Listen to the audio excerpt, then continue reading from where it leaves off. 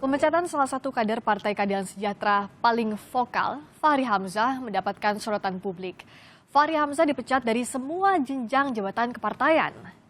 Pemecatan ini memiliki konsekuensi pada kedudukannya di DPR sebagai Wakil Ketua DPR dari fraksi PKS. Dan saat ini saudara kami sudah terhubung dengan Wakil Ketua DPR dari fraksi PKS, Fahri Hamzah. Selamat malam, Pak Fahri Hamzah. Selamat malam. Selamat malam. Assalamualaikum. Waalaikumsalam warahmatullahi wabarakatuh. Sudah di Palembang ini Pak Fahri? Iya, gimana kabar? Alhamdulillah, baik. Pak Fahri, sampai malam ini apa sudah ngobrol langsung dengan Pak Sohibul Iman, baik itu lewat telepon atau apapun itu, terkait dengan keputusan Majelis Tahkim PKS untuk memberhentikan Pak Fahri? Ya, belum ada. Ya, bahkan kemarin itu surat pemberhentian itu juga diantar oleh office boy ke rumah saya. Dan saya tidak tahu kenapa tidak ada pejabat partai yang berbicara begitu.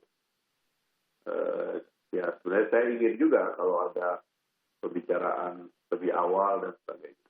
Tapi tidak terjadi.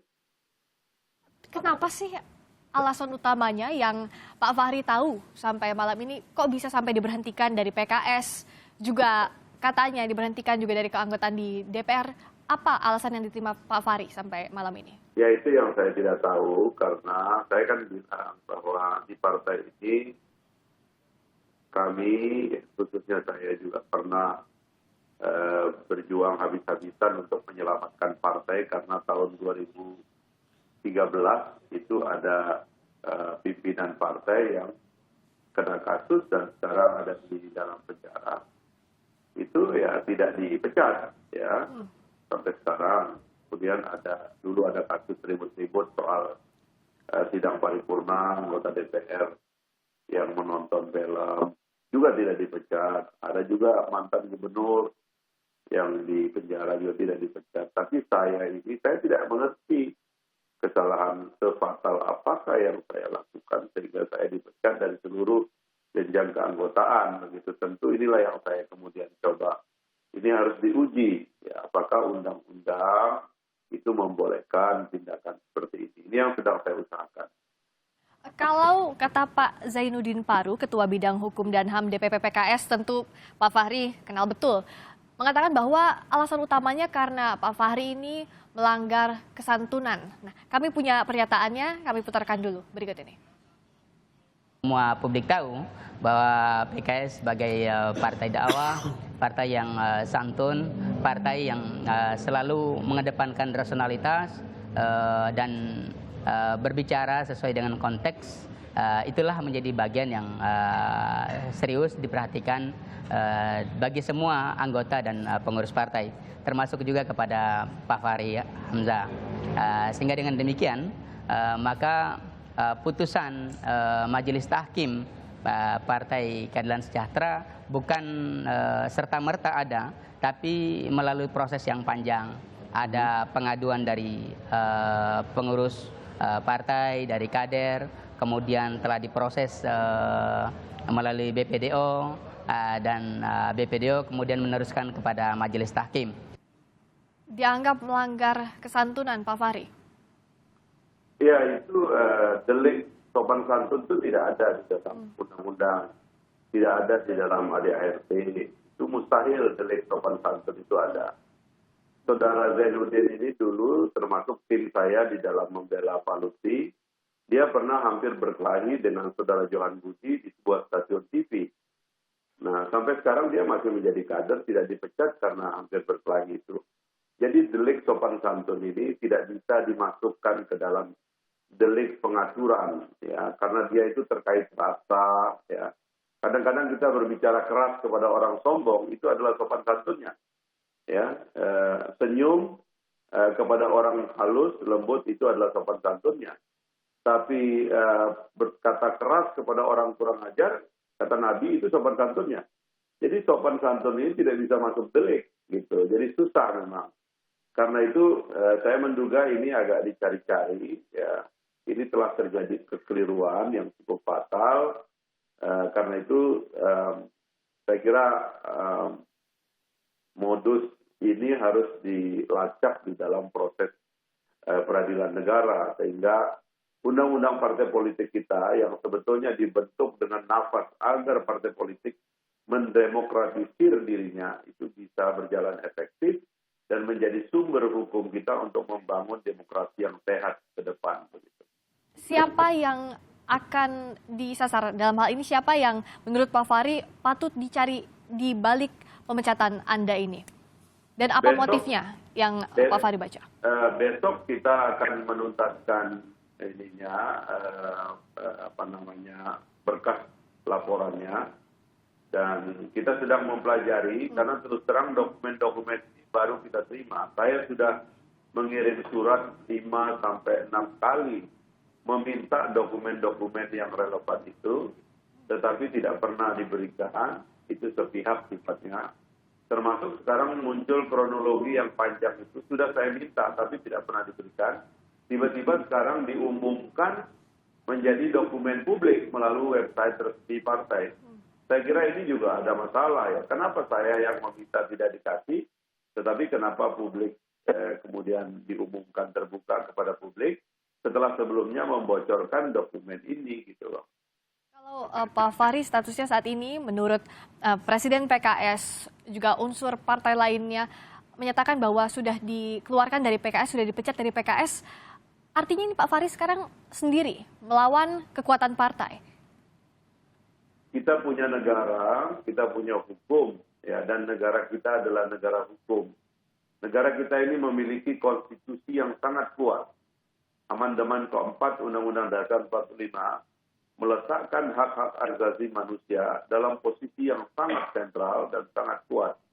Oleh karena itu, ditemani oleh konstitusi negara, kita tidak pernah sendiri. Karena kebenaran hukum pada akhirnya itulah yang harus diwujudkan.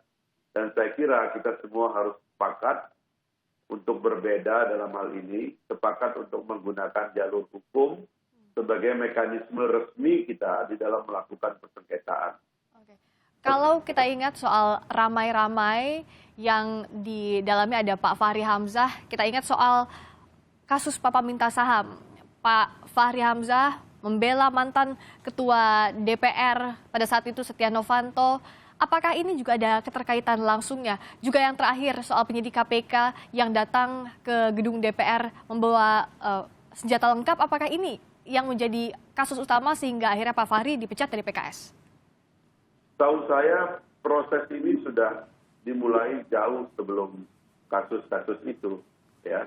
Dan tidak boleh kasus-kasus itu dilengkap-lengkapi, ya, dengan peristiwa yang datang kemudian. Tidak bisa. Seseorang yang didelik oleh kasus A, lalu di depan ada peristiwa B, peristiwa B-nya tidak boleh digabung ke dalam kasus A. Itu harus satu-satu. Itu adalah asas dari negara hukum. Nah, prosedur negara hukum ini kita harus hormati. Tidak boleh kita membuat hukum sendiri dengan standar kita. Apalagi yang bertentangan dengan agama, bertentangan dengan negara. Nanti kita berbuat zalim dan tidak seperti ini tujuan kita mendirikan partai. Saya adalah deklarator Partai Keadilan. Meniti keanggotaan dari awal sampai pada tingkat keanggotaan yang relatif paling tinggi sekarang ini. Saya tahu roh daripada partai ini. Ini adalah partai yang menganggap keadilan adalah segala-galanya. Dan keadilan adalah jaminan bahwa kehidupan kita akan berkembang ke arah yang lebih baik.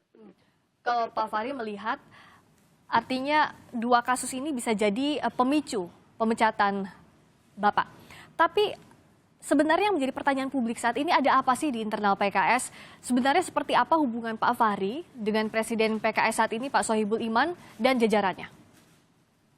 Ya, saya tidak tahu. Sekali lagi, saya belum mengerti apa sebetulnya. Karena delik-delik sopan santun dan sebagainya ini terus terang, saya tidak bisa temukan pasal-pasalnya di dalam undang-undang, di dalam ADART. Karena ini terkait rasa. Kenapa dulu waktu saya maki-maki KPK karena masuk ke halaman Partai Keadilan Sejahtera, mengambil mobil tanpa seizin kami. Saya maki-maki, saya bentak-bentak, kenapa saya tidak dipecat pada waktu itu. kenapa sekarang? Ya kan itu juga pertanyaan saya juga, karena itu menyangkut rasa.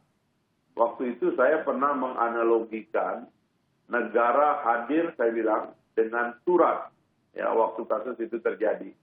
Negara, kalau ada orang datang tanpa surat, jangan berikan itu kendaraan. Bahkan saya bilang, kalau ada anjing datang pakai surat, berikan anjing itu mobil.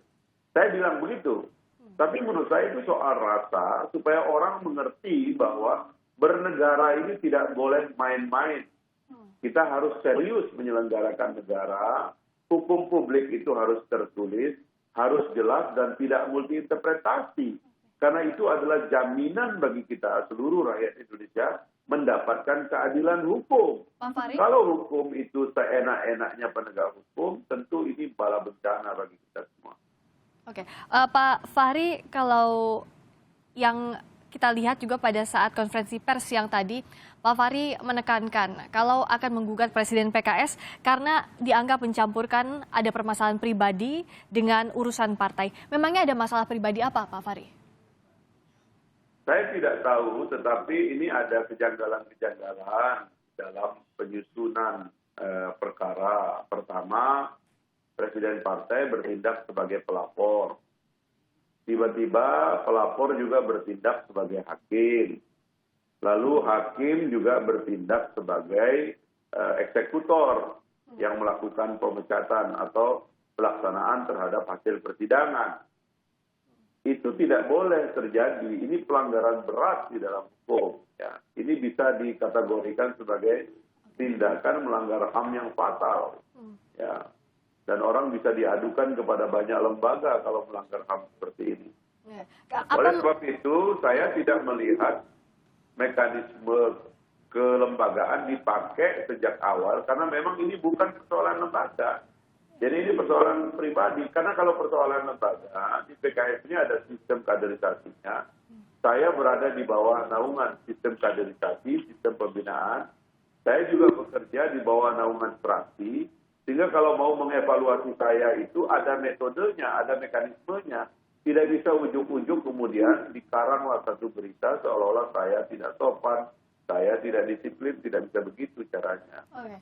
Apa masalah pribadi ini Pak Fahri juga terkait dengan, kalau kita lihat saat ini PKS memang menyatakan diri masih berada di luar pemerintahan, tapi beberapa waktu kemarin soan ke istana, ini berbeda dengan Pak Fahri yang berdiri tegas di Koalisi Merah Putih di KMP. Apa ini ya yang jadi masalah utama Pak Fahri? Saya kira itu biasa saja, ya kan. Itu kan cara kita, selera dan taste kita saja terhadap pemerintahan.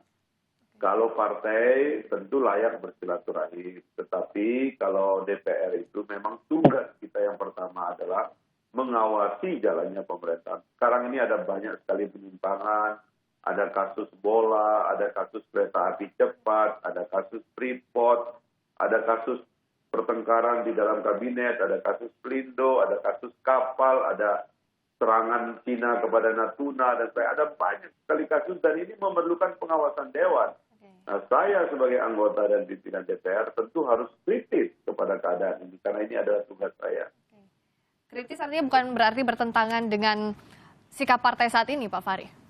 Kritis itu berbeda pendapat. Berbeda pendapat itu dijamin oleh konstitusi. Tidak ada masalah.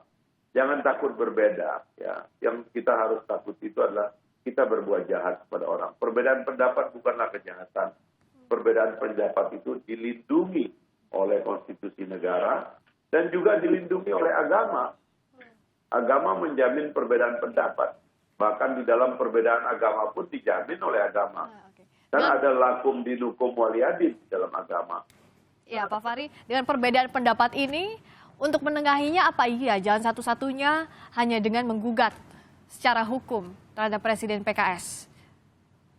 Mudah-mudahan ini bisa menjadi jalan yang baik bagi kita untuk menemukan substansi daripada manifesto Partai Keadilan dan Partai Keadilan Sejahtera, bahwa keadilan adalah jalan bagi manusia dan bumi manusia untuk mencapai kebahagiaannya. Saya kira ini adalah jalan terbaik. Oke. adu substansi lewat gugatan hukum ini dianggap paling baik oleh Pak Fahri Hamzah, Wakil Ketua DPR. Terima kasih Pak Fahri atas waktunya bergabung di Kompas Malam.